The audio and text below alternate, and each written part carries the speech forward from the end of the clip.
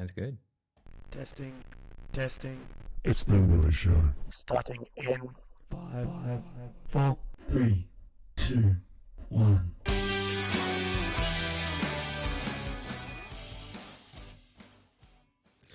So, hello and welcome to the 13th episode of The Willy Show. I'm sitting here with Sam Whitwell, who I hope I pronounced that correctly. You did so well. Who has well contacted me through Facebook, through SA Brothers, Yeah, I'm presuming. So, massive shout out to the SA Brothers, legends, big supporters of Absolutely. not only what I do, but the people that are part of my life and all the men in South Australia. Yeah. Sam is a public speaker. You know, you come across really well dressed. I'm quite impressed. You came in, I'm like, Jesus, if only everyone could come on like this. No, but he's gone through a lot in his life as far as, I guess a lot of people wanted to hear about the bullying side of you growing up overweight, the way that sort of you're treated in school, and you're a pastor. Yeah, pastor. Yeah. In a local church, is it? Yeah. Yeah. Which one's that? So I'm at Ross Trevor Baptist. Okay. Yeah. I have no idea what that is. Not so local here, but yeah. you know. And for those of you who sort of know me more, I'm very non-religious, but we do have a common ground, I guess, a common goal in that we want the same things. It's just the way it happens is differently. It's faith-based, and either way, it's a faith of mine or yours, and it's just word v word. So, but I guess, no matter what religion, non-religious, and everything in between, a lot of people want the same things, and will find a common ground. Yeah. If that makes Great. Brilliant. Awesome.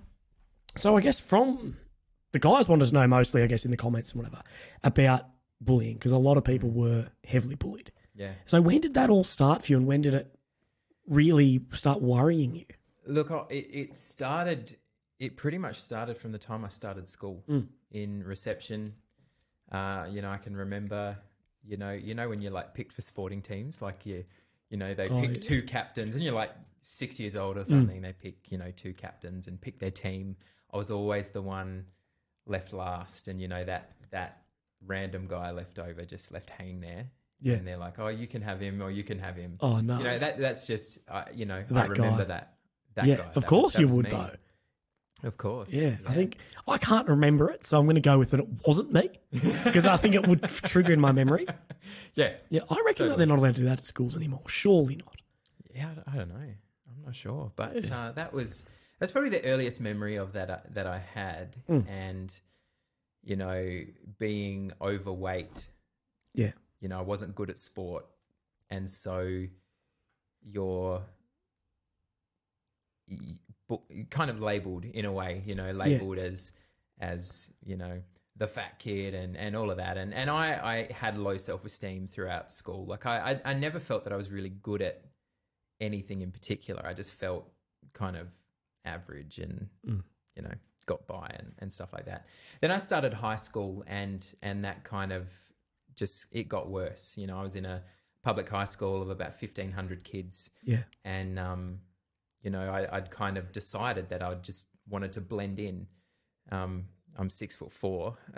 It's hard to blend in. Yeah. Easy to blend in at that height. Yeah. And, the bullying just continued. I even remember one day a peer of mine looked me in the eye and just said, basically, you'll never amount to anything. You don't look the way that you're meant to look. Still not sure what that means. But in order to be somebody, and I, at that sort of age, you're impressionable. You take that as truth. If someone says that about me, it must be true. So I just believed that I was worthless and would do nothing with my life and have no significance, and lived that way and hated myself. And how old were you when that, around about when that person said that? That was probably 12, 13. And I guess at that age, you're very sort of malleable in your brain. You soak up everything. You can't really just brush it off. That's it. That's incredibly rough. Yeah. Jesus. Yeah. So then towards the end of school, how did that end up going for you?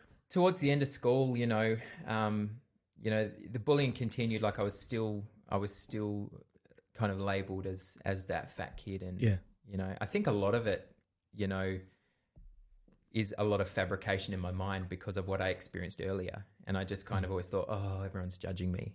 When They probably weren't. I don't know. Maybe they were, but you know, that's just how I read it. And then I finished school, and I finally felt like I could be myself. Yeah. You know, it's so funny. I tried to lose weight, you know, towards the end of school to try and fit in, to try and be accepted, and I couldn't. Like it's hilarious. Like I just could not drop any weight. Yeah. And then I finished school, and I kind of just resolved to learn to love who I am on the way to who I'm becoming. And that's something that has really stuck with me. And once I kind of got that in my head, that's when I started to lose weight.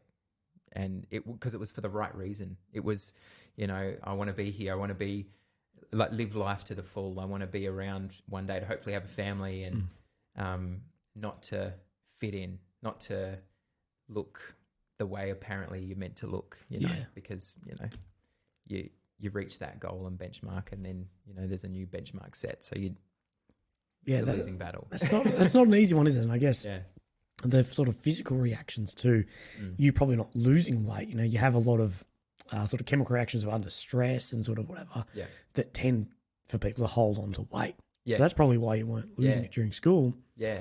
And then you got out and it's like, oh, look, whatever. And I think that happens for so many kids. Yeah. Like at school. Yeah. And I'd say, you know, not experiencing either myself, because I was actually had a meeting with an old physics teacher of mine the other day. Yeah. He travelled down into Adelaide and I was like, let's catch up. Yeah, awesome. And we were talking about bullying. And I was like, look, I honestly can't remember ever being bullied. Like, yeah, we had disagreements. I can't remember. So I'm not the best to sort of speak on it. But if someone were to come to me who's, you know, in school being like, look, I'm being bullied, whatever, bad advice, but it'd almost be like, it gets better once you're out. Like, honestly, once you finish school. Like, I know everyone's like, that's what everyone says. It's like, yeah, because it's true. I think the most common is probably being gay. I'm presuming at least. I'm not sure. I haven't been out of school that long. It's been 5 years, and yourself being 15. Let's go 10. 10, I'm not sure what it is like now. Like, I know, you know, people who are gay or whatever orientation are a lot more accepted now in society. Yeah. So I'm hoping that line has been blurred for kids. Yeah, and I think there's a lot more awareness. You know, I work with youth. That's one of my portfolios, and there's much more awareness and an approachability of people in the school. You know, because back in my day at school, it was go and tell the teacher. You know, what's that going to kind of look like? What's that going to achieve? Whereas now there's a lot more structure around bullying and processes and, you know, chaplains and counsellors and stuff in schools to help with that, which is great. And you say you do youth work. Is that as a chaplain? No, so as in our church, as a pastor, I look after our youth and young adults as part of my role. So a bit of a silly question, but what does a pastor actually do? Because I am from literally like the most non-religious background ever. Yeah. The first time I went to church was at basic training at Kapuka in the army. Yeah. Every Sunday is like church parade for like say 3 hours in the morning. Yeah. Yeah. You also get your phone to ring home or whatever for that week.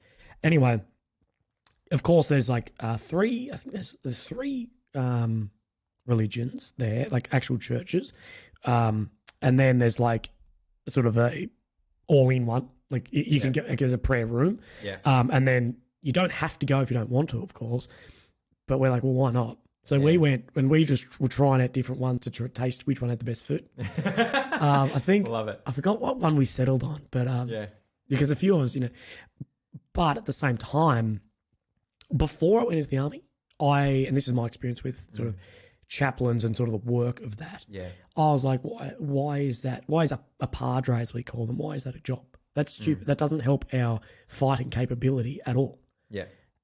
And it's easy to have that opinion until you're in and you're like, holy shit, these are the most useful people ever. Like, as a completely non-religious person, the amount of times I've gone and spoken to the padre, and the padre's been at my house talking to my parents and whatever, the counselling from it is incredible. And you don't need to identify with religion to have the same values and morals that the religions teach, if that makes sense. And how do you see that coming in to your church? You know, with these morals and values that I'm guessing Christian religious teach on sort of influencing the younger kids? Yeah, I think, we're, actually right at the moment, our youth group is running now, and They're probably watching this. they might be watching this. They're doing an amazing race tonight, so that's pretty fun. cool. Yeah.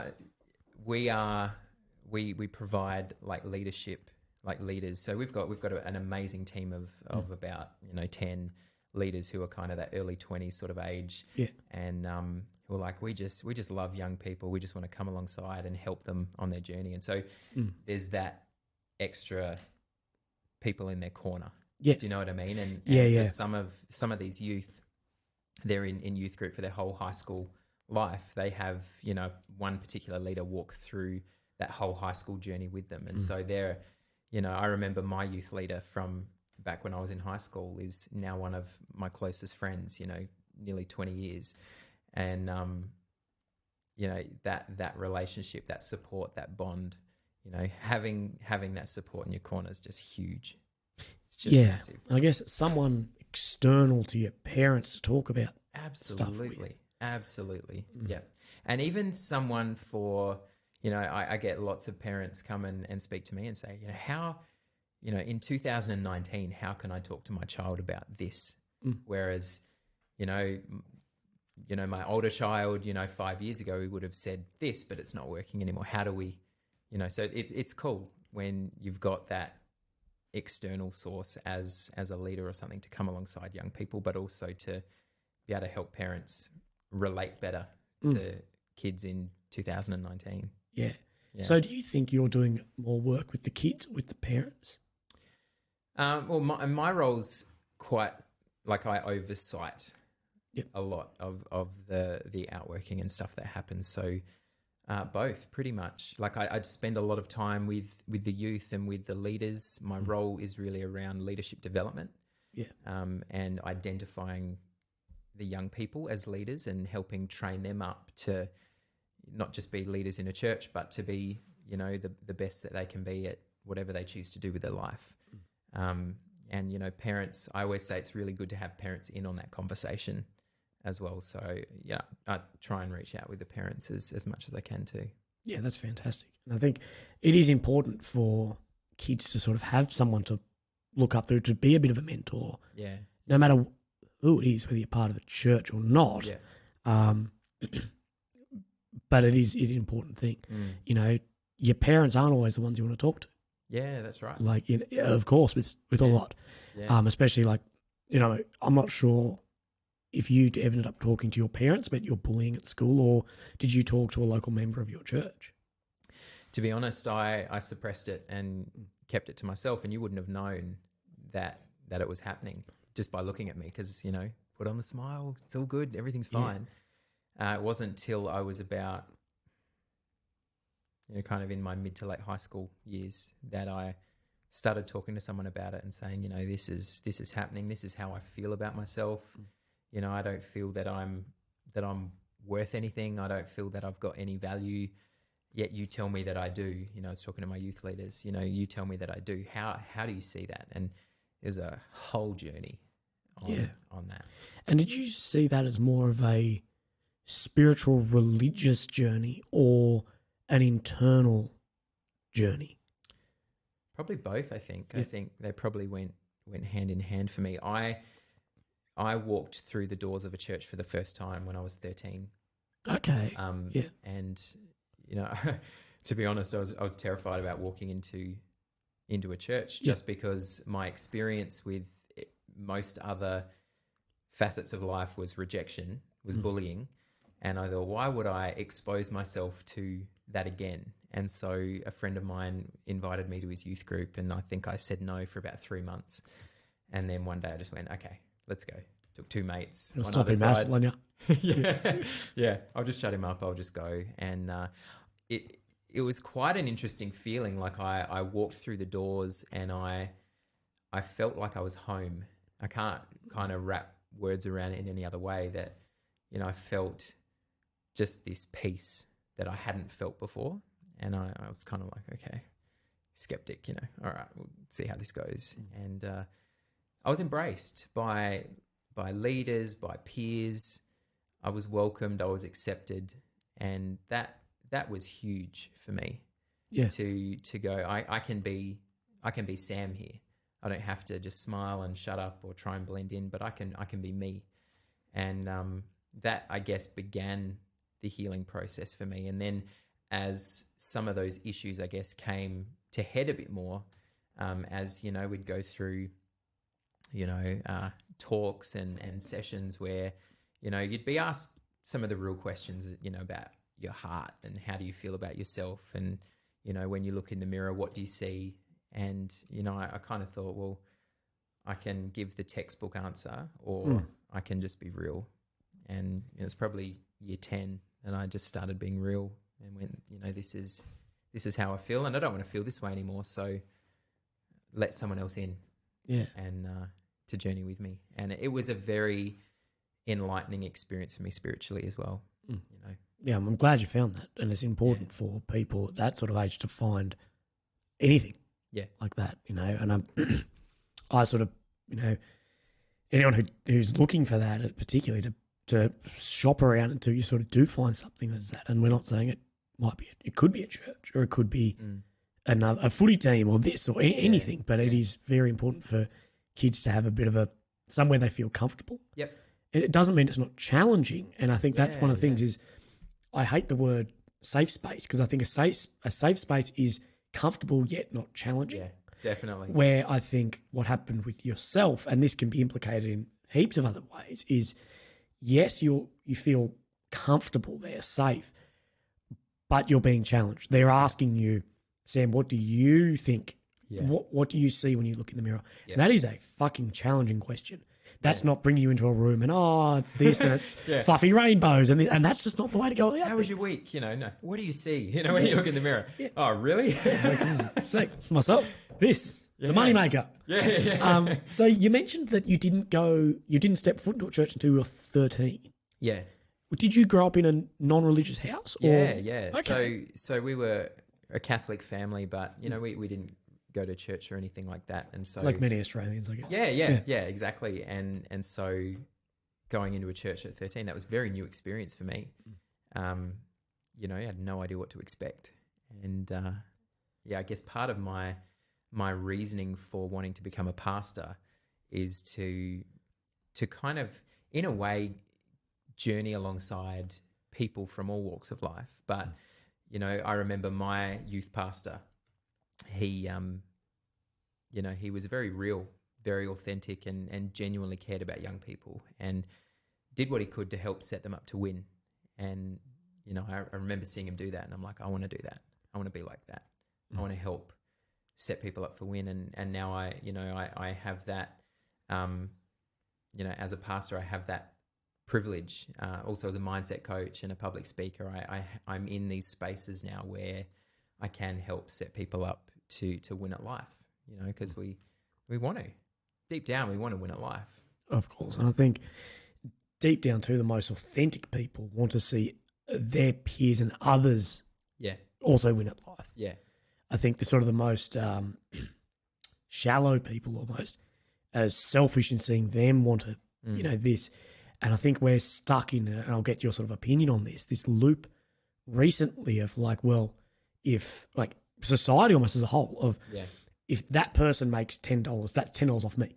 Yeah. Like it's because of social media and we're so much more in touch, we see everyone's life. Yeah. It's almost like, and we do this instinctively, we challenge ourselves against people because instinctively we have a flight or fight syndrome. It's like, if this person tries to attack me, what am I doing? And it used to be that physically. Now it's every single aspect of our life. This person drives this car, they do this on the weekend, this and this and this. Yeah. That I think we're almost stuck in this bullshit loop of, well, if he makes more money, then I make less money. And if he has a happy relationship, then my relationship gets less happy. Yeah. And of course, that's just not the case. Yeah, that's right. And even down to on Instagram, like if they get 100 likes, then I must get less. And they have to bring each other. And it's never you rising up to them and rising them with you. Yeah. It's trying to bring them down to your level. Yeah, that's right. Do you see that more and more as you're going through? Absolutely. Absolutely. I think there is this dangerous comparison. You know, we look at people's perceived life on Instagram because people, they only show what they want you to see. And, you know, you compare yourself with that, you know, you know, they look so happy and, you know, it just makes us feel worse about ourselves if we allow it to. You see it all the time and more with so much social media stuff out there these days. It's just all the time. There's this competition and, you know, if someone's killing it and we're killing it, but maybe not as much, we've failed, you know, we're not good enough, you know, it's not the truth. But the thing is too that because it's social media, you might think they're killing it, and it's just all a persona. No, they just had a good day. Yeah, that hot girl on the beach in Mykonos in a bikini with the best body ever may actually be less happy than you. Yeah, because the constant worry about if I get this many likes or this or that, it's not a healthy way to live. That's right. And how do you, with young people, because the people you're working with so what age bracket are you looking at? Oh, look, in terms of youth, it's pretty much from 12 to 17, 18. And that's probably the most, where you're soaking up the most, and you're not an adult, but you are. That is hard then, because you're like, but I can think of all this, but I can't drive, or I can't do. I'm not treated like an adult, but I am mentally an adult, if that makes sense. Yeah, that's a hard life. Yeah, that's a hard time. How do you sort of be with talking with them about like social media pressures and stuff? Yeah. Because of course they're in it more than you and me are. They are right in that mix. Yeah, like they are the Silicon Valley kids.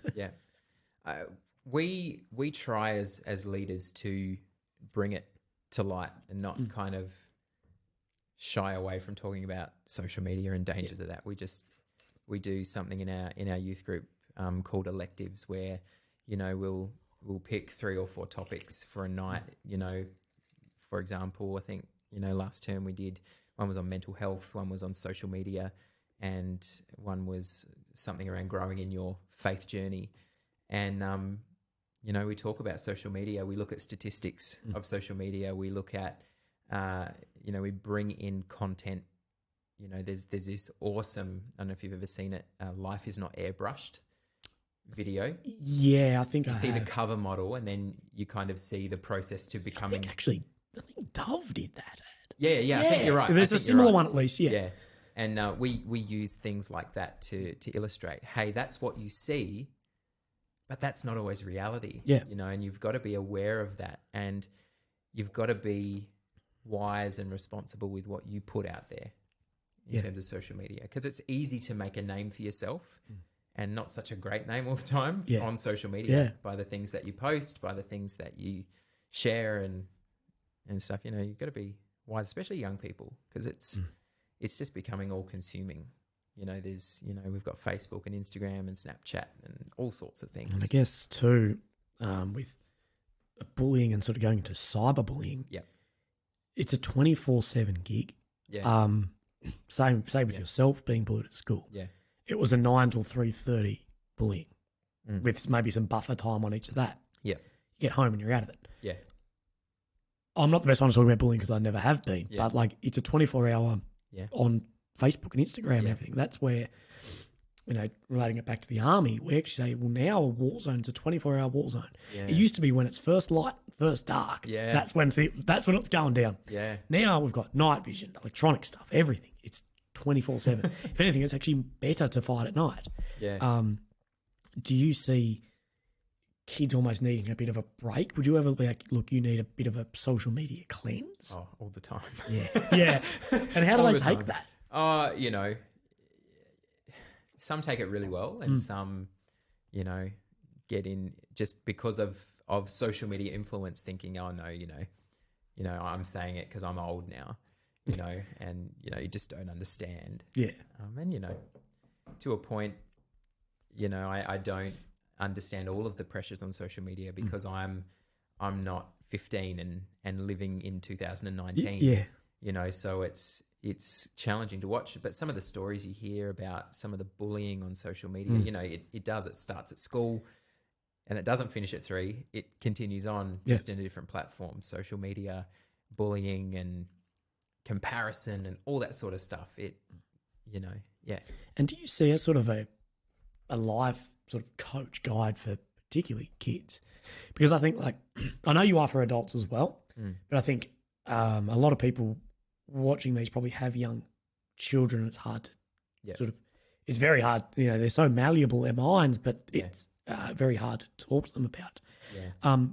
Do you think it's important to almost let them make mistakes and then correct them on the path rather than let them not make the mistakes, if that makes sense? Like I'm not meaning you let them walk off at the end of a cliff, but because they won't do it again. You won't do it again. But like, because you'd learn through mistakes. You ever think sometimes you can't be the umbrella, you know, shielding everything off them? Sometimes some of that needs to get through, because sometimes lessons hard learnt are the best way. Yeah. Yeah. Do you think that is, you know, not to overparent? Yeah. Look, I think it's circumstantial. Like there's, you know, there are certain things that young people won't learn until they've gone through it and journeyed through it. And it's just about being consistent and being there for them through that. You know, I even think about it now as a parent myself, you know, how I'm going to be. Yeah. You know, it's interesting once you become a parent. But yeah, I think, you know, I think we learn from mistakes. I've certainly learned through many of my mistakes. But I would say prevention is better than cure. But, you know, we don't live in a perfect world. Yeah. Where we can't shield our kids from everything, and some things they do need to walk through. Yeah. But it's just being consistent. I guess with that shielding too is they're going to make a mistake somewhere down the line. Yeah. And, you know, if they never have that experience, then something will happen. They don't know how to deal with it. Yep. You almost need those, you know, mental, you know, your own mental sort of strength is a muscle like any other ones. Yeah. You know, the more you use it, the sort of stronger you become. Absolutely. Yeah. And it's very true, you know, exposing yourself to sort of the elements of a hard life makes you a stronger person. Definitely. And, you know, to put yourself in situations like yourself with, you know, you were uncomfortable walking into that church. And that's sort of working out that muscle, and it's really helped you. And that can be with heaps of things. You know, people find peace in so many weird ways. Absolutely. And no matter what it is, it's fantastic. Yeah. Definitely. So as far as your life coaching, public speaking goes, how did you end up? When was the time you sort of thought I'd get into that? Because it's, you know, talking in the church is one thing, but then once you get up into an audience that doesn't know you, that's not your safe space. How did you go about that transition? You know, I joined a coaching program, an online program, 2.5 years ago. I wanted to lose some weight. You know, I'd been in Perth for a few years and came back and wanted to lose some weight and get healthy. My wife and I were struggling to fall pregnant, and you know, I just was like, no, I just need to do something for myself to get me kick-started into losing some weight, getting some good routine and stuff in place, and joined this program, and just got so much out of it, and continued to step up as a leader, and just that kind of just evolved. And you know, 2.5 years later, I'm the head coach. I'm the mindset coach as part of that company. And it wasn't something I was looking for, to be honest. It was, I've been in leadership roles since I was 15. Yeah.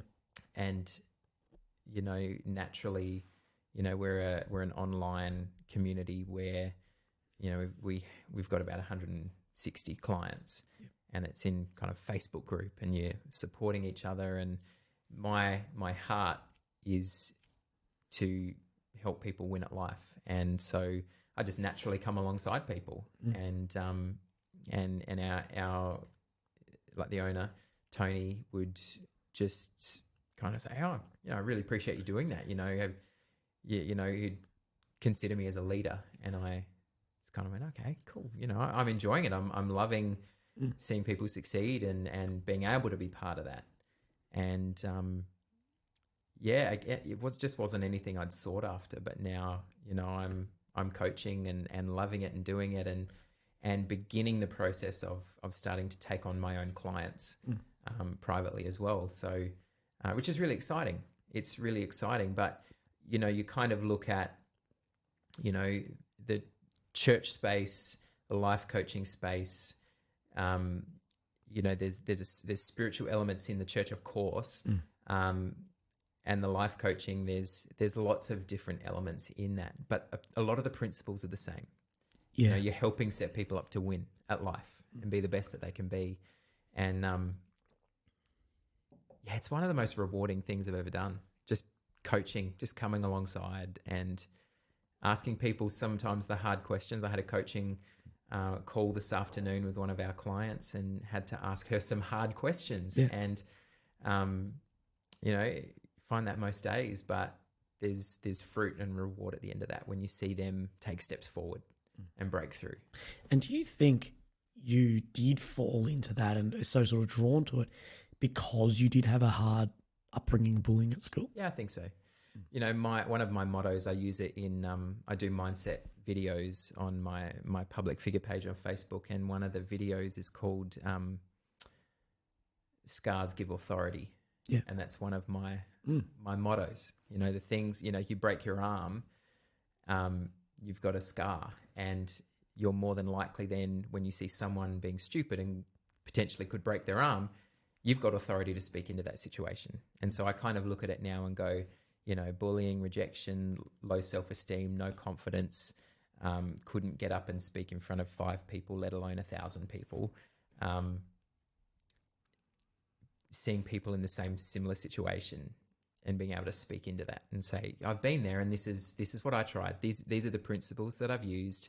This is my journey. This is my story. Let's work together and let's help you. Let's help you move forward.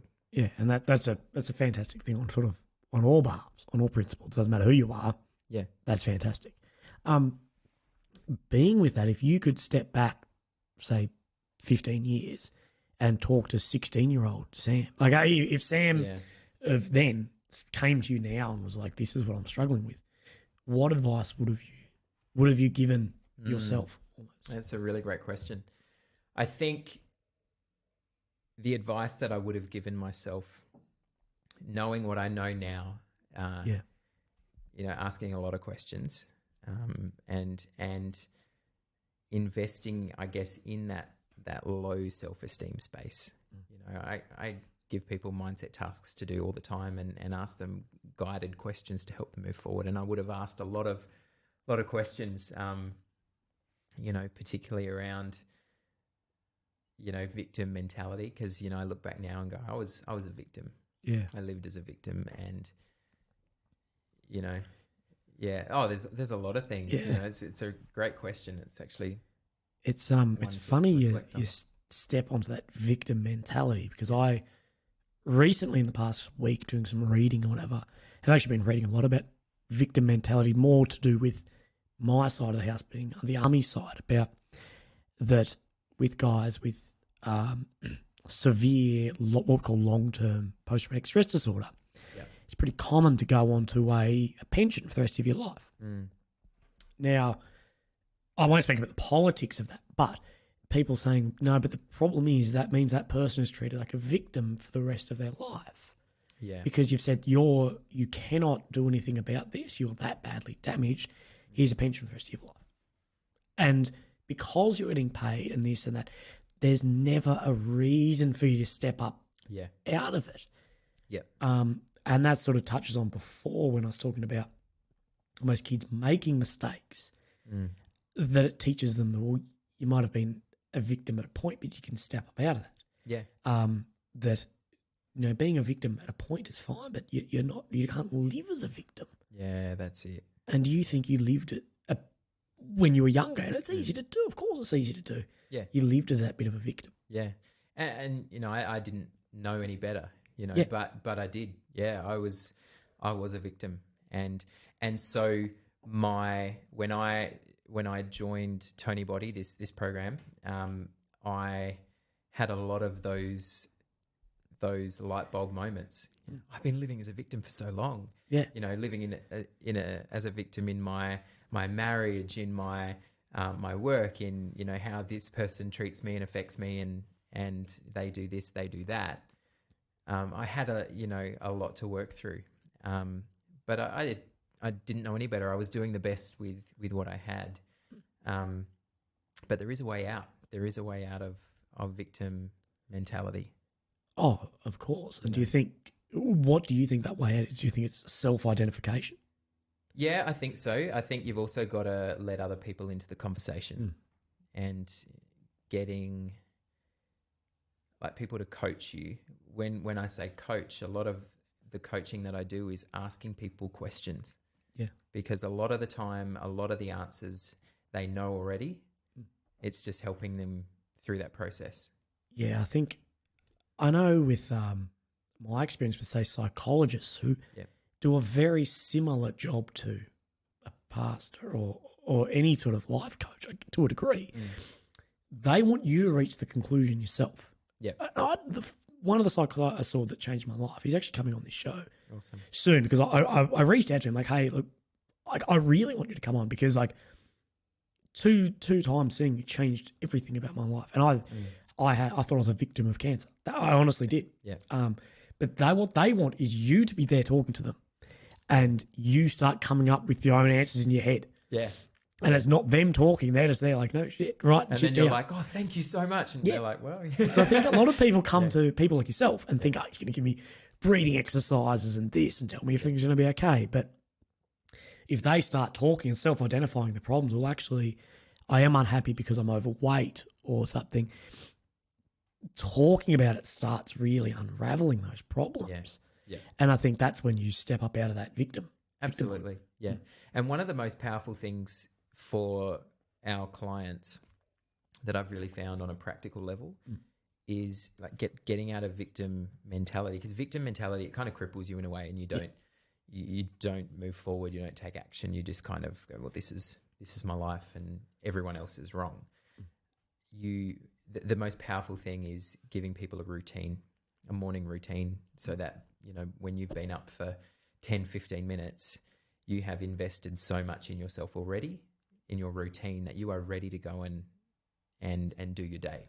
Yeah. And live and take action. And it's amazing the people that we get messages from saying, I can't believe how something so simple has helped my mind this early in the day.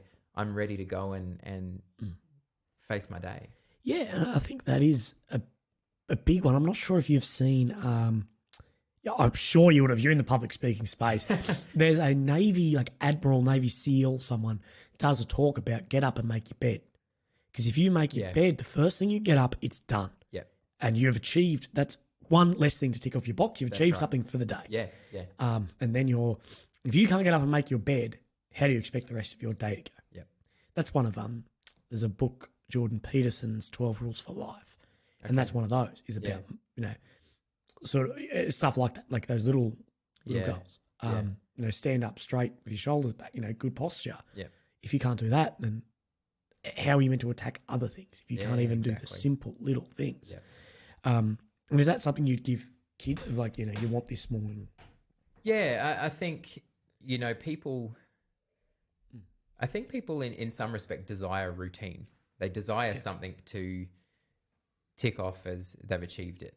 And, you know, how detailed that is based on the individual. But, you know, the simple almost art of making your bed each morning, it's that accomplishment. Yeah. You know, okay. You've already you've won. Oh my God, I can't talk. I've had a glass and a half of wine, and I'm like, and you've succeeded in your first thing of the day. Yep. Yeah. That's a little win of mine at the moment is, I think a bit of a layover from the drugs I was on. Is the hardest thing is getting out of bed. Like the hardest thing every morning and getting up. I get up at 6 every morning. It's not that early, I know, but it's still early enough to be cold. Yeah.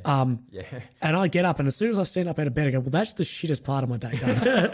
No matter what happens from here, it's all uphill. I don't give a shit. Yeah. Yeah.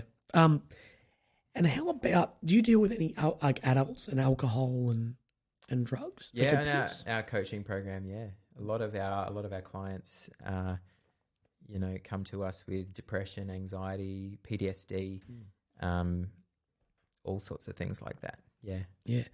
It's fantastic that you're, a bit of a guide in a way that you push them in a direction. You don't show them the door. Yeah. You just push them in the direction of that. Yeah. And they go astray, but you're back to God. And you remain consistent there. You don't just go, oh, well, you're too hard.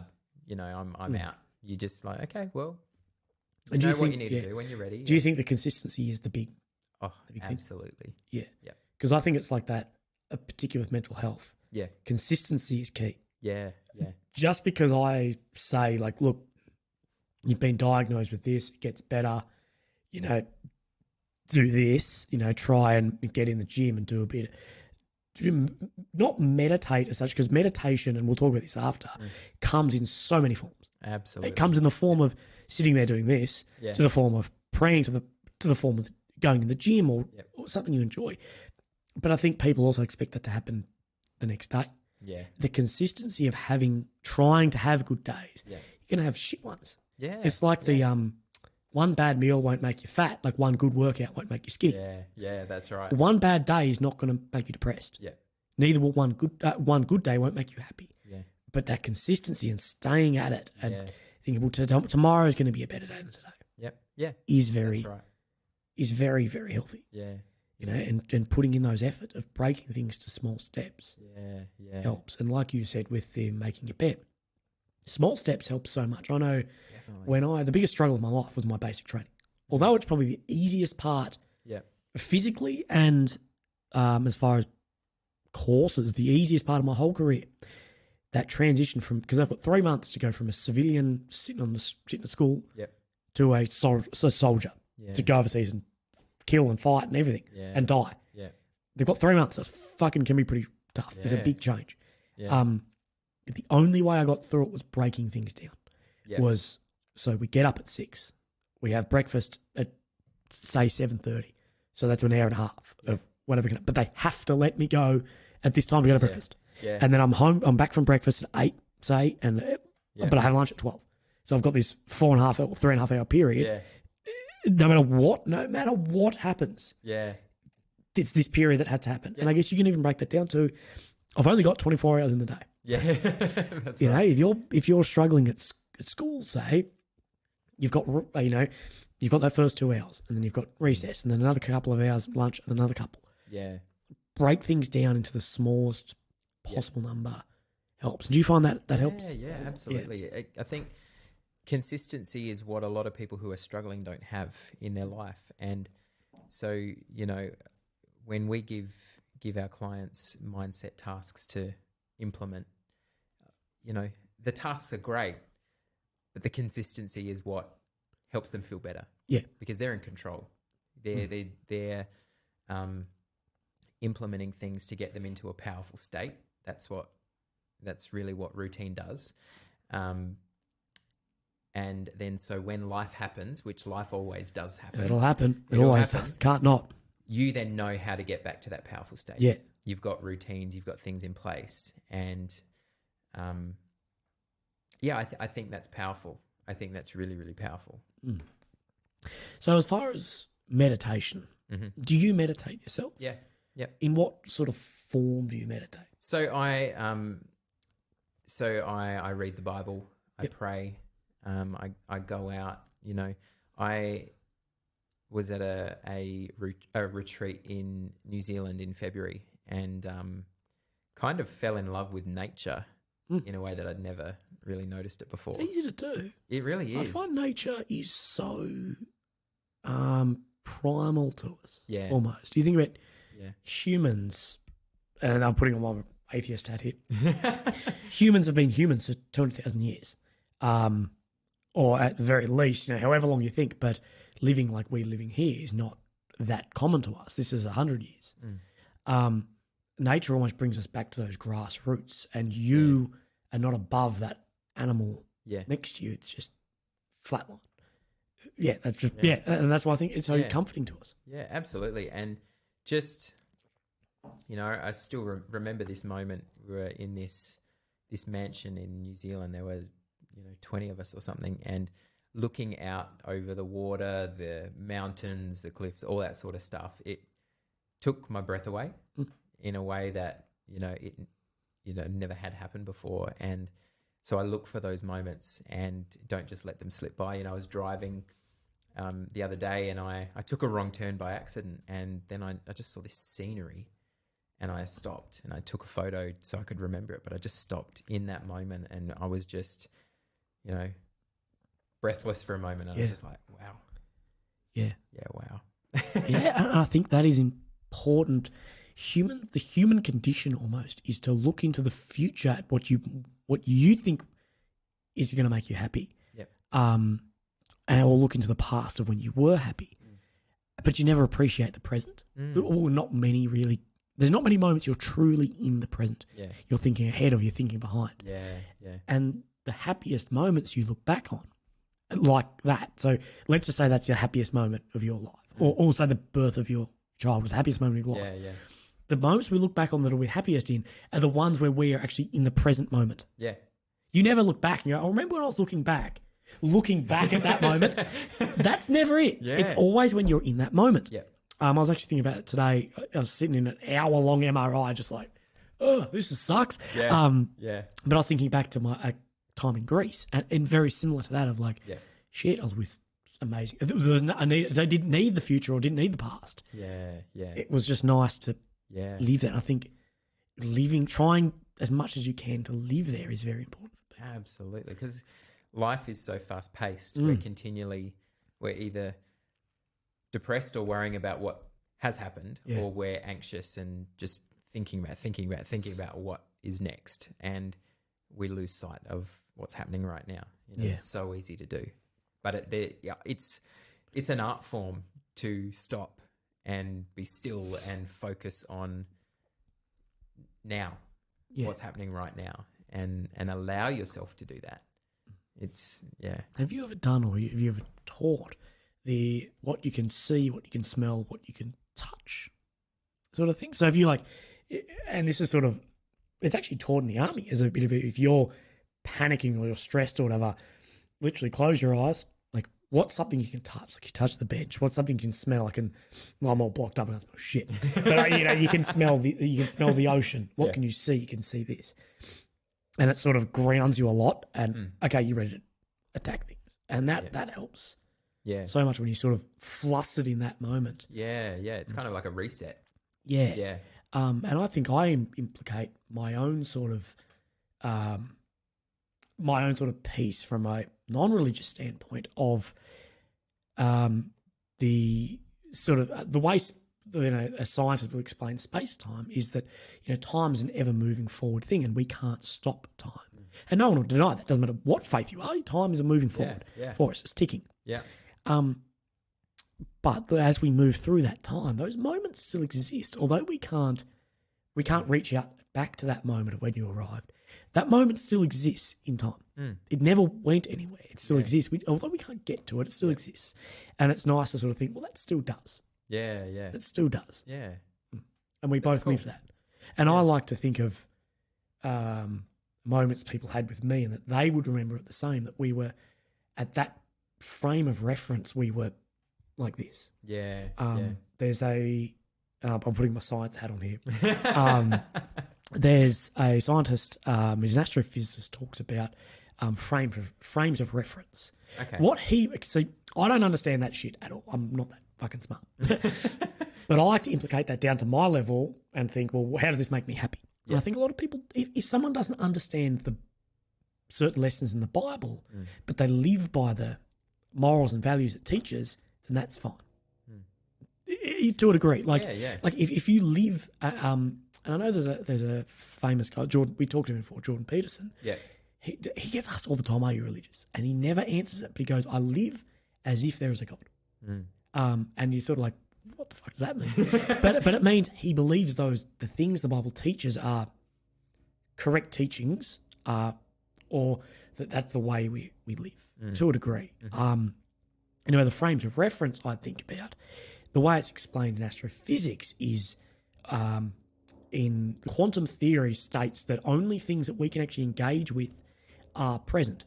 So to you and me, all that exists in the universe is this room. Yeah. And if I said to you right now, not touching your phone, prove to me there is more than outside this room. Yeah. Prove to me something that you can't prove it. Although we can hear a helicopter going past. We can hear that. But the quantum, and it's actually a lot of science to back up that that's actually true. That outside this room, nothing exists. Now, the way I bring this down to a level of if someone's upset or struggling a bit is they're thinking their frame of reference is too fucking big. People thinking on a world scale or Australian scale or thinking on your school scale. Yeah. You're thinking like, oh, I'm being bullied at my school and this, and you're thinking outside this box. And I like to bring people down to a frame. The frame of reference you're in right now for you and me is you and me. That's it. Yeah. Nothing else is external. Is happening. Like, let's just imagine outside this room is just space. There's nothing outside this. It's you and me. And I think that's my way of getting into my long explanation of a way of getting into those moments, like you said, about you were standing in New Zealand and it's as if the world didn't exist. Yeah. It was you looking at that view. Yeah. And that's the way I get into it is the frame of reference. And it doesn't, this isn't you can think of this as anyone. It doesn't matter what faith you are. Yeah. Look at yourself with the frame of reference. If you were to take a photograph, disprove there's anything other than you and that New Zealand landscape. And that makes me happy a lot. Yeah. It lets me forget about the external shit, my likes on Instagram, my followers. it makes me think of it. I'm happy right now here and like to remember that. Yeah. I think it's a really great lesson, especially when you bring things like depression and anxiety into the equation. Depression lies in the past and the things of the past, what's happened. Anxiety is about the future and the worries of the future, the things that are to come. I never looked at it like that. I learned that a couple of years ago, and I thought, wow, that's really, really powerful. So if I can focus on being here in the now and not wasting this opportunity, then that stuff doesn't matter as much. Do you know what I mean? There'll be a point where it needs to be dealt with, but right now it's secondary. It's not. Yeah. And I guess that ties back to my theory of the frame of reference is that the past doesn't matter, the present isn't matter. It's you in this moment, and I think that's important. Yeah, I think a lot of people fall in and out of that easily, and that's when they fall in and out of depression. Yeah, and especially we're in a society that's becoming, our depression anxiety levels are increasing absolutely dramatically. Yeah, I was reading a thing the other day about suicide mainly. That in London, the statistics are in London anyway, in England. The lowest suicide rate ever was in the Blitz of London, World War II, and they're getting bombed. Yeah. Because we had a community feeling. We've always won. Yeah. And the highest is present time. Do you think your groups and what you're doing brings people together and really helps them out a lot? Do you think that's more so than the lessons you're teaching? It's giving them a community to be part of. Yeah. One of the greatest human needs is to belong. Oh, of course. And, I've seen so many of our clients come and, they don't have that community. We've seen ex-war veterans, on pensions and PTSD, all sorts of stuff like that. And they need a community. And, so many like that. We've got a guy, just comes to mind, we've got a guy who lives about 3.5 hours north of Adelaide who lost, I think, 4 people to suicide in, the last 6 weeks or something in his life. And just with all the pressures up in country towns and things. And it's becoming more, it's just increasing wherever you kind of look. And, I love what he's doing up there. I'll give him a little plug. He's of course. He's putting on a fundraiser night in September. Fitzy's emceeing and like 1,000 people. I'm good mates with Fitzy. Are you? Yeah, Awesome. Awesome. He's about 1,000 people going and raising awareness for mental health. And how can people get onto that if they're that way inclined? I can shoot you the link. We can plug it. Yeah. Of course we can plug that. I'm all about. Yeah. A big thing of mine is mental health. That's absolutely. And I think it's important in all aspects. It's not. Yeah. And that's the reason. I think some people might come on this and think, oh, Matt's pushing his way of things and you're pushing your way being through more of a spiritually based. But we're not. At the end of the day, we're caring about people and looking after your mental health. Yeah. How would you look at if someone came to you at say 16-year-old and was like, look, I'm thinking of moving out of religion. What would be your steps in that? Would you support that? Would you go against that? Or how would be your sort of, as a pastor, your look at that? Because of course, they're on their own journey. Where would you steer them? I think the most important thing for me, I don't judge. You know, no matter, and I say this to a lot of people, you know, no matter what you tell me, I'll never judge you. It's not my place. It's not my place to point the finger at you and judge you and tell you that you're wrong or whatever, that you're a bad person. But, you know, part of my role in life is to be there with you. And I posted a quote on my Facebook page today. Trying to remember what it is. I wrote it. I can't remember what it is, but something along the lines of, as leaders, we won't always have the answers. And sometimes the greatest gift that we can give people is just to journey in the dirt with them, embrace the silence and just be present with them.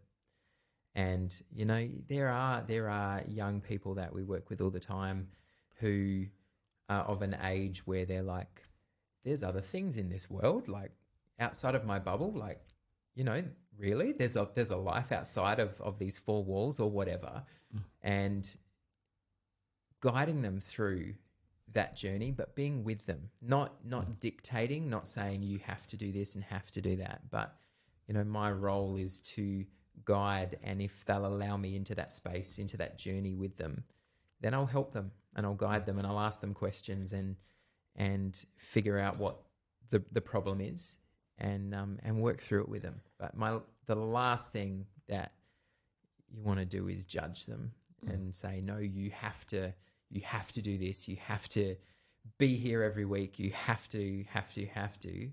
But it's just more along the lines of, okay, let me come alongside you and walk with you. Because I think some people are turned away from religion because of that it's something really pushing something on you.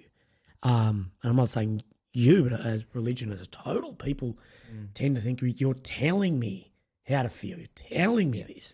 Not only you're telling me, you've written it down. You've written this bit of paper that says, do this, this exactly, or therefore this consequence. And people are turned away from it because they're like, well, no, I'm rebelling against that stuff. Why should I do that? Yeah. And that is an authentic question of why? Why should I do this? And the question, the answer, I guess, to that almost is, well, you need to do what sorts you out the best. And about your no judging, I'm the same. Of course, I judge things that, religion has done, and I judge things that communism has done. But at the end of the day, I like to put that down to an individual level. Yeah. And I think, if you're helping people, you're helping people. Yeah. And I think helping each other is more so than anything. Yeah. And I'm not sure if you'll agree or disagree with this, but if someone came to you and was like, look, Sammy, I'm looking to move out of the church. I'm honestly happy on this. I think you'd support that. That even if you're not, you'd support it as far as like morally, of like almost like job well done. Like, I've got you to the point where you feel safe enough in this world to move out on your own. You might not think it's the best idea, but it goes back to that, like, well, they're going to make their own mistake. And some might say it's the right thing to do, some might say, you might say it's the wrong thing to do, but allowing them out. Yeah.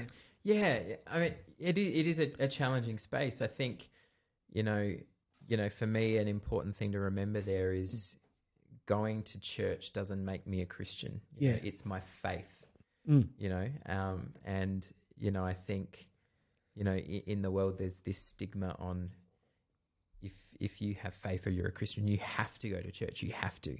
And it's important. It's community. It's life together with people. It's an opportunity to journey together, make a difference in the world. And, I look at our church, and there's just things happening every single week to be part of, to make a difference, and so many positive things. We've just opened a cafe that's all about helping people in the community who are struggling with unemployment and things like that come and gain skills, set them up to send them into the workforce. And I'm like, that's the stuff. And so, Yeah. but really, I guess, honing in on the faith journey with that person and going, okay, so what's your plan? Like, are you struggling with something in your personal faith journey? If it's the church, then okay, well, let's work on that, and let's see what's going to be the best option for you moving forward. But to kind of, I probably wouldn't just go, okay, see you later. Yeah. No, let me walk with you. Let me hear where you're at, and guide you, and help guide you. Yeah.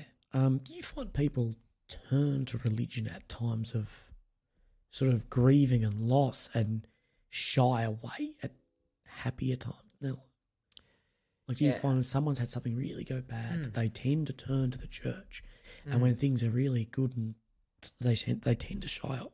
Yeah, I've seen that happen a lot. I've been in church life for nearly 20 years now, and you do see there's many people. We're a church of nearly 1,000, and you see many people that are just consistent through all the circumstances of life, the good, the bad, and everything in between.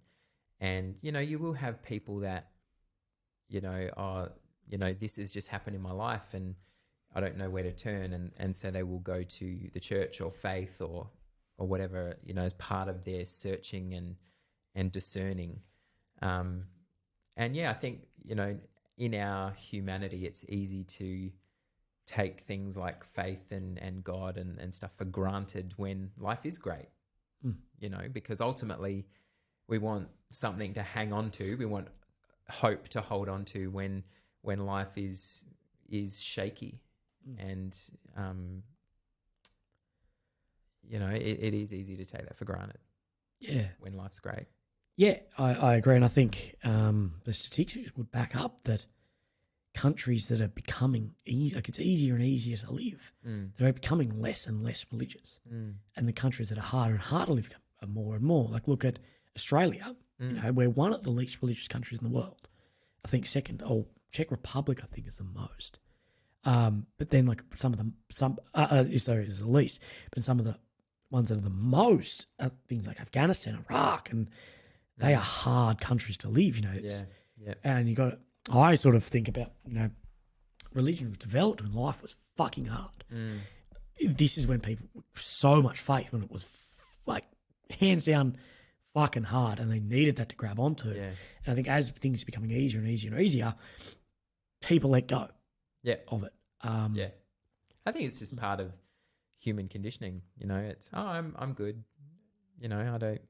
I'm all right. Off I go. Yeah. And it's great that you're good, but I think part of the faith journey. For myself, I know when things are great, I do sometimes take it for granted. I'm human, but to always kind of remember what got me there, what got me through the hard time, And do you look at what got you there as, do you thank yourself for that, or do you thank a higher for that? Ultimately, I thank God. I thank God, that I walked in those doors of a church when I was 13. I don't know that I'd be here if I hadn't. I don't know. I'm not sure. Maybe I'd still be sitting here. I'm not sure. But do you ever think that almost takes away from? And I'm not trying to be a prick here. Like, I'm honestly inquisitive, because I'm not like that at all. Do you ever think that takes away from the hard work you've done? I don't think so, because I feel that God has called me to do what I'm doing, and He empowers me and equips me, and I'm learning. And for me to even say this, that I think I'm damn good at what I do. Oh, I'm not questioning that at all. I know you are, yeah. And I'm saying I don't think I've ever said that before right now, and I'm like, I think I'm good at what I do. And that feels good. That feels really, really good. Oh, and you But should do it. knowing that, I don't believe that all of that just comes from me. Do you know what I mean? And so I live kind of in that space of gratitude to God for the journey that I've been on and the hard times and all of that. I wouldn't trade it for anything. Yeah, no, and I completely understand that. Yeah. I almost just see sometimes people who are part of religion like yourself who do wonderful, fantastic things, and it's like, no, I don't give him all the credit. Like, it pisses me off when someone gets a brain tumor removed from a 20-hour surgery. Like, thank God that's gone, and I'm like, that surgeon over there just did 20 hours of work on job, you, bro. yeah. It was probably him more than anything. Yeah. And I think it's sometimes almost important. I think almost, it's almost important. I'd say even for the most religious people, sometimes stand back and give yourself some credit. Even if you're, I'm not religious, but if you believe that God equipped me to become a better person or whatever, and you may disagree with this, but He will only ever equip you with the tools to do the job. He will never do the job for you. So you would never have been the fat kid at school. I'll say that. The fat kid who bullied and wake up the next day shredded and ripped and 6'4". He will never do the job. He will, of course, he's done the hard work, but he'll never do the job for you. Yeah. Would you be like, well, he'll give you the tools, the right mindset to do that, such as you walking in the church? Yeah, I think. Is that the way you look at it? Yeah, in a way, and I think the journey is where I've learnt the most. If I had, those movies where you go to sleep and you wake up and you're this in another body or whatever. Yeah. I think I would have completely taken that for granted if that had happened. And so, whilst they were some very painful years for me, but now I do what I do with the weight of that pushing me forward into spaces that I find myself in conversations and, even being here tonight, it's such an honor. It really is such an honor to be here. And, just kind of go, well, when you're on the journey, when you're aware, when you get the prompting to click like on SA Brothers, and, you're here, you just kind of go, that my journey, it's all brought me to this place. Yeah, and that's honestly what these podcasts are about. I'm trying to get people from all walks of life to, and it's not just men, although it's only been blokes so far. This being 13 episodes in, guys. God damn it. But it is so people can relate. Due to people may not relate to you, but some will. Yeah. And people may relate to, I've had guys who are, war veterans and through so many different walks, even up to people who were went overnight fame into being a celebrity. Yeah. And that's, everything comes with a struggle. So I'm trying to create almost like a platform of so if someone comes to me like, hey, look, I'm struggling with my faith or I'm struggling because if this happened to me here, I could almost be like, hey, look, I've actually done a talk on this. Here we go. Or someone else could do that. You can be like, well, look, I've actually heard Willy and or whoever, the hundreds of people I plan to do. Well, I've actually heard them talk about maybe this will help. Yeah. So I'm trying to give a platform for everyone. Yep. To have a say. Absolutely. And it's fantastic to have guys like you on. Thanks, man. No, I think what you're doing is fantastic. You are helping people have a voice, Well, I want to record it, man. That's the whole point. Is I want people to have their voice down, recorded, and because we don't know what's happening tomorrow. Yeah, that's it. And I think it's important to have, some pretty deep stuff like you've talked about, almost like video evidence that this is what you've done and this is that. Yeah. I think I've become very in tune with logging things down since I've received my sort of diagnosis, prognosis of my illness. If I take way more photos now, I try and talk more, I try and put more out because it's been very real to me that I am a mortal human. I'm not immortal. I'm not going to be here forever. Now, no matter where you think we're going or I think what's happening, we're not here. Yeah. And that's what I'm trying to, no matter what happens to us when we're dead, whether in a hole in the ground or in heaven or wherever you think, we're not here at the present moment with our loved ones. Yep. And that's who we're leaving behind. So I'm trying to almost give that to people. Yeah. I've become very in tune with mortality, I think. Yeah. Being my own. Yeah, absolutely. So what's on the agenda for you in the next coming years? What do you think? I wish I knew. No. Yeah, same. Look, I'm really stepping more into that coaching space, and it's funny, as I said before, working in a church context and a coaching context, a lot of the processes are similar, journeying with people and stuff. And, I'm continuing to take on clients, take on some of my own private coaching clients as well, which is new. Which challenging really but rewarding. Absolutely. Yeah, incredibly rewarding. Absolutely. And just, I've got hasn't been confirmed yet, but potentially a mental health seminar that I'll be speaking at soon, and just continuing to really just get on stages and help move people forward. Yeah. That's what I'm passionate about. Really passionate about. Oh, you can tell you're passionate about it. Yeah, I'd love one day to almost do like a talk with you, like, and be like, look, we want the exact same for people, but we're from such different aspects of life. Like, I'm so statistics and evidence and this and like, I was actually thinking this the other day. Probably my biggest strength in character is also my biggest weakness. That my biggest strength is that I look completely objectively at things. Like, show me on paper where it says this, and show me a statistic where it proves this. Yeah.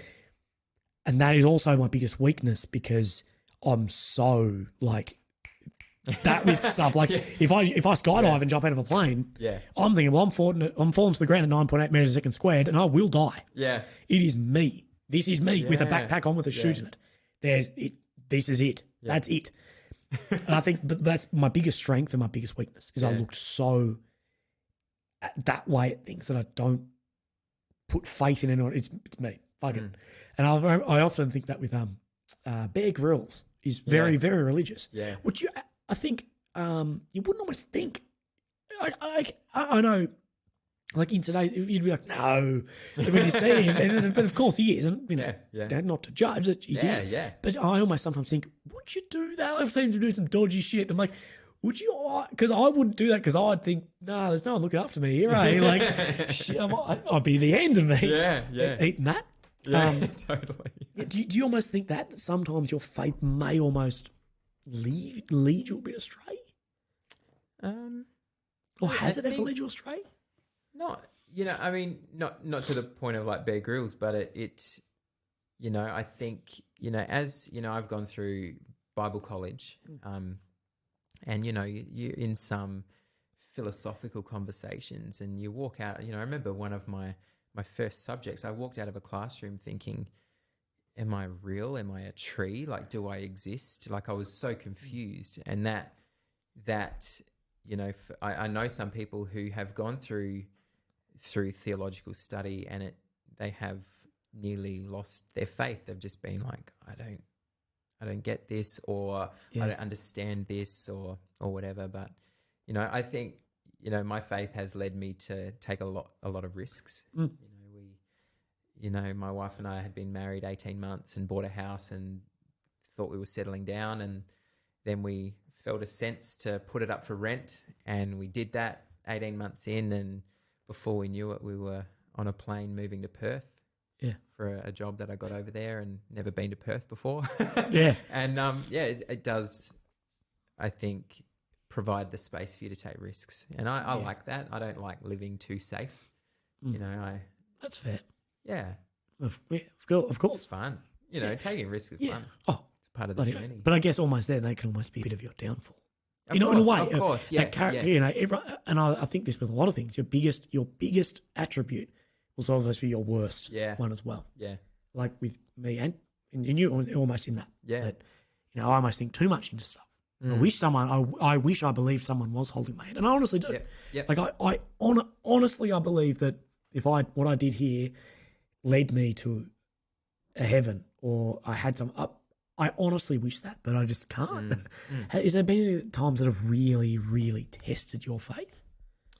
Like any times you've like really questioned on it? Yeah, I think, last year, a friend of mine, a close friend of mine, and his partner, they lost their 3-month-old baby. Tragic circumstance. And, I got the phone call and I did the funeral, and that was one of the hardest, and I don't often use the word hard, but that was one of the hardest things I've ever done. And you just think, God of love, that doesn't feel like love, and I think one of the greatest strengths for me is knowing that, my God has big enough shoulders to handle my insecurities and my questions and my, how can this be? Do you know what I mean? Yeah. When you ask those sorts of questions. But my sort of question on that would be, if those people came to you as wanting faith life coaching, who've just lost their kid, and religion says that God created all and takes all. Yeah. If they came to you and said, well, why did this almighty God that we pray to and idolize take my innocent 3 months, like the baby did nothing? Yeah. Why is my 3-month-old baby dead, not with us, when there's 85-year-old pedophiles walking around free? Yeah. What would you see to that? I, What would your life coaching be to that? Yeah, well, I don't think there's any easy answer to that. You could kind of say it's part of the imperfect world that we live in. Things happen, and it feels like such a shallow answer to give someone. Tragic circumstances. I don't believe that that was meant to happen. I don't believe that it was planned. I think it was a tragedy, and there are many tragedies in life that, I look at people, that I've lost in my life, and you just kind of sat there and gone, how can this be part of a plan, a bigger picture? And, I don't always think it is. I think it's part of a broken, fragmented world that we live in that, is just not, and as I say, like if I was listening to someone say these exact words, I'd be like, that's such a shallow answer. But I think being comfortable enough to say, I don't know the answer. I don't know why that happened. And, that was a real point of struggle for me. My wife and I, as I said, we'd had such a journey to fall pregnant. And, my friend and I, we were talking about our kids growing up together. And yeah, it was just a very, very challenging time. Because I think touching on the people seeking religion when they go through a hard time, I have my sort of response to hard times is aggression, and I have a terrible aggression towards things. It's brought me out of some really bad situations too. It can really fucking help me out, but can get me in a lot of trouble too. Yeah. There's a video if people look on my Instagram of me on a bayonet with a bayonet weapon. Just it's like, fuck yeah. You'll see that's all about it. But but in the same mix, when I got diagnosed, I think that was when I was most vulnerable to you probably turn to something like that. And if anything, actually, it steered me more away, because I had this sort of thought of, well, if there was a higher power, why would he do this to me? And I couldn't watch TV for months because every night on Channel 10, Channel 9, everything there'd be, we've arrested this 80-year-old pedophile or this murderer or something. I'm like, well, how come they get to live a full life? Yeah. Yep. They get to do these terrible things and live free, and I don't. Yeah. And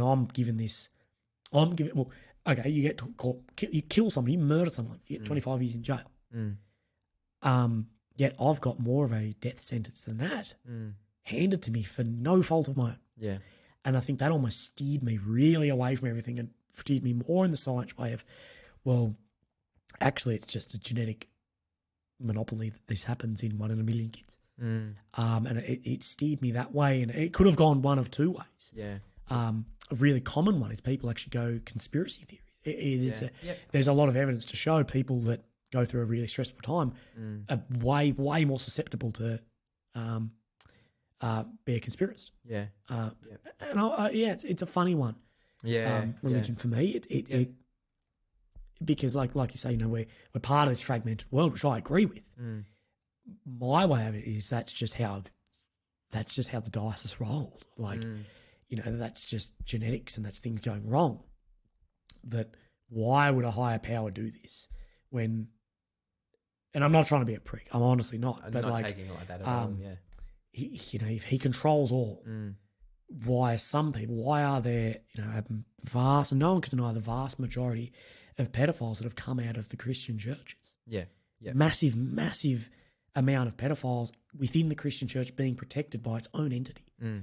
Why is that happening when there's kids getting diagnosed with these brain tumours and this and that are taking them at 2 and 3? These are innocent kids who have never spoken a bad word in their life, never spoken a word. Yeah. Yet there are these acting people in faiths that are acting against every bit of scripture, every bit of law ever. And that's what I struggle with. Yeah, I do too, to be honest. I really do. You kind of, we are, we're a church that's so big on protecting children and going through, there's so much red tape in our society now, which I think, in a way you kind of like, it's so sad that that element of trust is gone, but in a way I'm like, it's so good that there is such an emphasis on caring for children, and so we've got, you've got your DCSIs and you're working with children's checks and you're, all sorts of screening and accountability as well. I'm very big on, not allowing my leaders to be in situations that might be innocent but don't look innocent. Do you know what I mean? Like, I get that. And just holding them to a high account on that, because every life is precious no matter what age, and we've got to do our bit to protect children. And that, when you hear another story of a priest or whatever being arrested for something that they did, it angers me, because you're like, that's never ever been the intention of the church. And it angers me. So I sit with you in that and just go, it's not right. It's not right at all. Yeah. It's a funny one. It just tends to go against these people that are meant to speak so closely to God, and they're meant to, and correct me if I'm wrong here, but they're meant to be a representative of God. That they are doing these terrible acts. Yeah. That really draws on me. To be and a lot of people would put it in the basket of people sort of identified to the point of anti-theism, where it's actually, not only do I not believe in it, I actually believe it's bad. A lot of people will say that. Yeah. But you've also got these leaders that are cancerous in the community. Like, and I would never doubt for a second there are wonderful, wonderful people like yourself, and you far outweigh you are the majority. But it struggles on my mind of, how is this happening? Yeah. But at the same time, like you said, this red tape, I hate it as well. The other day I was driving home, pissing rain. It was like, buddy, 6 degrees outside, pissing rain. I'm driving home, and I saw these kids walking on the road, or walking home, and I was like, I was only just down the road here, and I was like, oh shit, I should stop and I'm like, I can't do that. Yeah, that's right. I can't. I was in uniform at the time, and I'm like, and I do think, maybe if I'm like, I cannot stop and give. Like, I am, of course I trust myself. Like, what do you mean? Like, I'm a bloke. But I can't do that. It's a funny one. I think that red tape really takes away. Absolutely. Although, and a lot of people are against sort of, and this sort of relates to a third wave feminism. I think a lot of people see is actually a sexist movement against men. Anyway, I had actually speaking to a good friend of mine. I won't say his name because he's well known. And he actually gave me a really good way. He said, feminism is the reason I, as a male, can go to the park with my children and feel comfortable. And it's and there's a lot of, I don't agree with, but that statement I really did. You have broken down some barriers here. Absolutely, yeah. of gender and these. Yeah. Do you ever see that creeping into your church of this? Yeah, I don't even know what it is, but this breaking down of genders. Do you ever see that coming in? Yeah, look, I think, the church, even like the church as a whole, like the global church, I think, over the last, whether it be 50 years or whatever, I think has come a long way in terms of that. We're very big on placing emphasis on men and women. Both have equal things that they can contribute and both have value. And yeah, like I don't think that, men are created to rule over women or vice versa. I think it's partnership and, massive advocate for women stepping up into their space and men allowing that to happen as well, which we haven't always seen it done really well, in our world. But I think, there's more of that coming through. And funny enough, religion's evolving with the rest of us. Now, that's not a word they like to throw around religion too much. The evolution of religion. People are like, sure, okay. No, but it's good to see that. It's good to see that. From me, it can be very easy to criticise religions and churches, and especially with the media. But it's honestly lovely to see that guys like yourself are there to help out the next generation coming through, no matter what they think. Whether you believe or don't believe in, the same faith as yourself, you cannot deny. No one can deny what you're doing is a good thing for those kids. Thanks, man. And it doesn't matter where you come from. It's a fantastic thing. I appreciate that. And I honestly can't thank you enough for coming on the show tonight. It's Honor. It's been an hour and a half. It's been a great chat. Serious? It's an hour. Feels like half an hour. Hour wow. 28:20. Yeah, wow. It's been a great chat, and like I said in the beginning, it's well known that I'm, very, very atheist towards things. But at the end of the day, what we're after is we have the same values, we have the same wants for people. Yep. What we want for people is for people to be happier within themselves. I don't care about the big picture. I want you to accept and be happy with yourself, and you want the same. And to be honest, 99.9% of the ways we go around are the exact same. Yeah. And I think it's a great thing that, a lot of people would get into a discussion like this from completely different standpoints, and it turned into an argument. Yeah. And I'm so glad that you and me can sit here, and it's a really healthy discussion about these things. And some people may be sitting on your side, some on my side of the fence, but it's not a fence dividing us. It's almost bringing us together. That it's 2 points of view that are very, very similar, and they're healthy points of view. And I think it's really great to be able to have healthy dialogue on that level, because for so many years you've seen it just divide people. You stay over your side, I'll stay over my side, and we won't, never the two shall meet. But to actually be able to converse about it and go, hey, yeah, cool, we agree to disagree on that, and we agree with that, and what we're talking about is the same sort of process, same sort of principle. It's awesome. Yeah. Well, thank you so much, brother. I honestly, I'll come through. Thank you so much. It means a lot, coming on these shows. Yeah. So for those of you, particularly the ones who have live streamed this, thank you very much. Yeah. Really appreciate it. You've been on for an hour. Some people have been on for an hour 40. So thanks for spending your Friday night with us. You're not out at the clubs. And as always, I really appreciate you listening, even if you're on YouTube or Spotify afterwards. You're awesome. Thank you so much. The support I'm getting through these is fantastic, and that's what we're trying to do. Is the support? I don't, thank you for the support, but we're trying to give back some support. And there's lots of episodes coming up. I'm bloody run flat out with these. So for all of you, thank you very much, and I'll continue to pump these out.